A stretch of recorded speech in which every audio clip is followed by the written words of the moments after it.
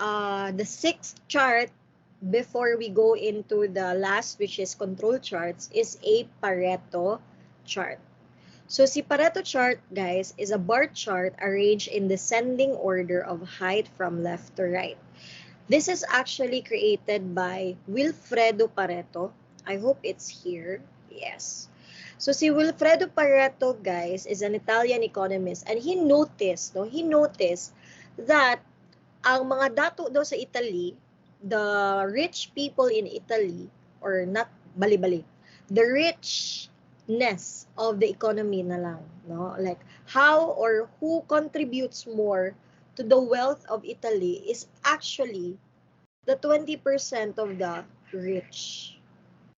So imagine if the rich family loses its income, hagbag yun ang wealth sa Italy. So same goes daw with the business. If you will not be able to cater the 20% of the reason why you have complaints, the rest of the 80% of your business will fail. Of course, the other 20% are the small complaints, no? But 80% of that is caused by the 20% of the causes.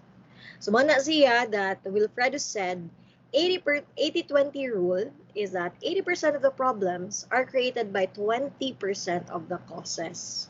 So, meaning to say, if we can solve the top 20% of the causes, we can solve already 80% of the problems. So, that's what Pareto promised.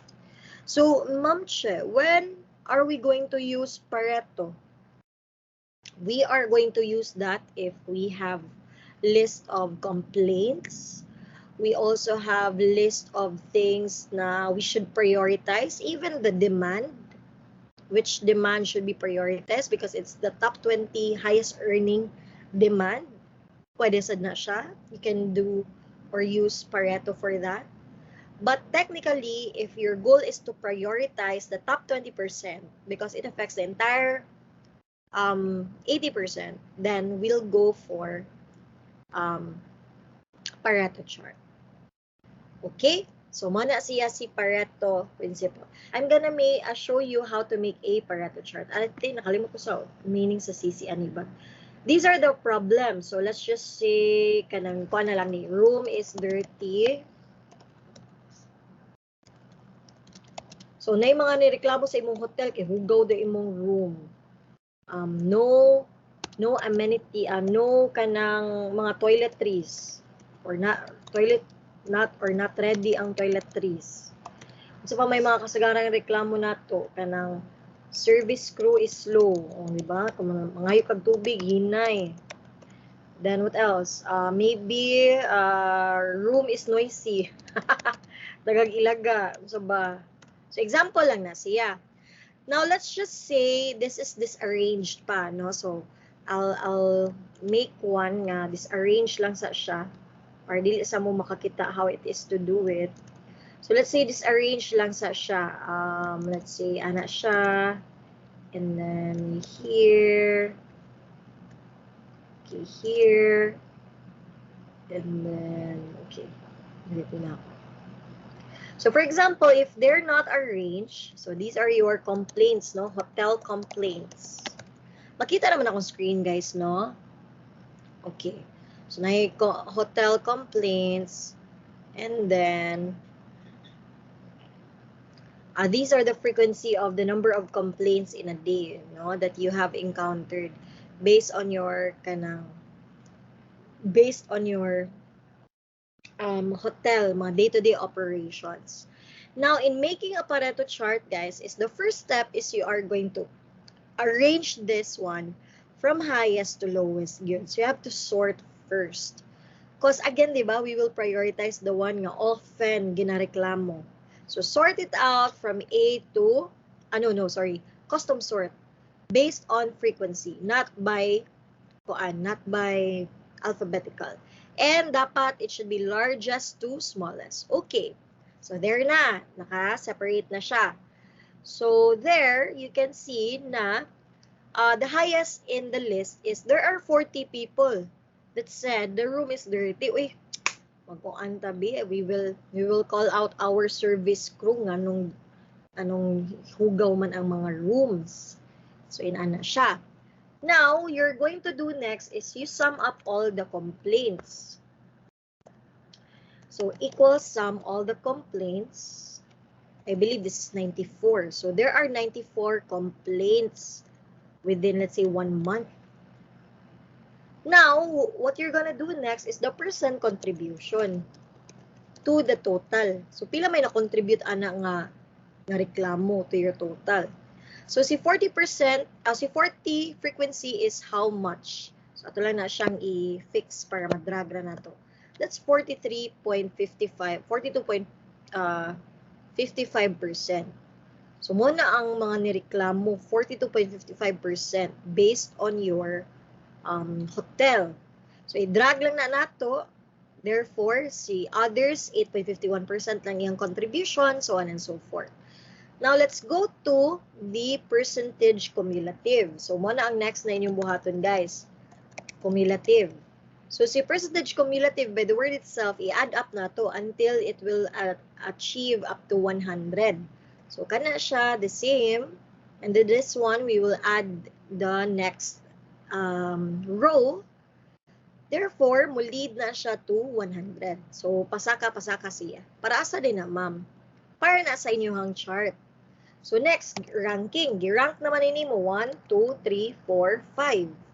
And then, percentage na dayon ta sa rank. Ato na siya i-divide 1 divided by pila sila tanan.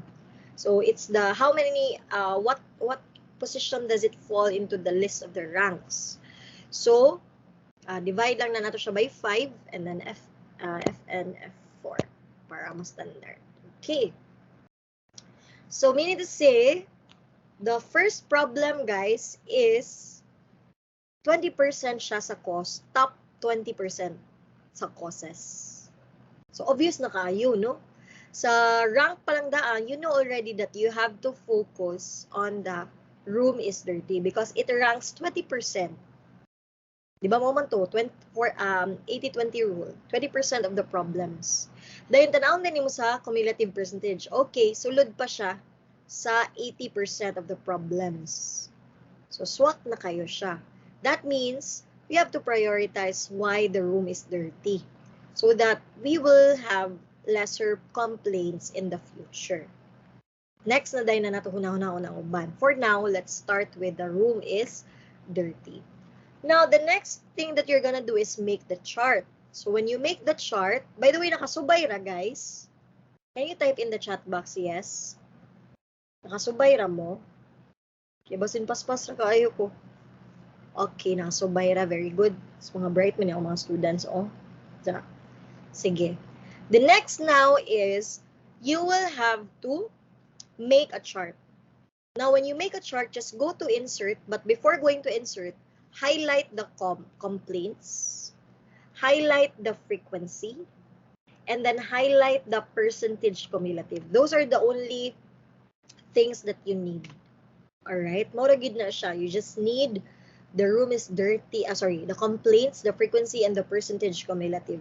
Once you're done, you insert sa recommended chart, madali ang buhay, guys. Yan naman, iyan naman ang provide para ni mo daan. But of course, what if you don't have recommended charts in your Excel? So I will teach you how to do it in Scratch. So you go to bar chart first. Just choose the very simple bar chart. Okay, you have na a bar chart. Now, if you notice, there is an orange column there, which means it's actually the percentage cumulative. Again, that is not how you do a Pareto chart. So, you will right-click at least one of the boxes or columns. Sorry. Alright. So, right-click na nako ha. It will now show these options. So, ang options, ani guys, is that you will choose the change chart type. So, whether you're using MacBook or Windows, it will have the same kanang options there wherein you change the chart type. After that, you will change that into a line. Pili na din ka og line. So, I will choose maybe this one. So, line na siya. However, it doesn't it doesn't function the same with how it was in the Pareto, no? Because wala pa nimo siya gi-transfer into secondary axis. So right-click that again, the line graph. Then you go to Format Data Series. And just check secondary axis. Oh, diba? So that's done. That is how you do Pareto chart. So if you're using Windows, still the same. You just go to the portion wherein you click change series chart type, then there's a portion there that you will check secondary axis. Para it will not follow the axis on the left, it will have one on the right. Yeah, pwede rin na mo i-edit, right? Click na pud ka, add format axis ka, dapat 100% lang ang highest. Kasi syempre, wala may 120, no? So, kana siya. Okay.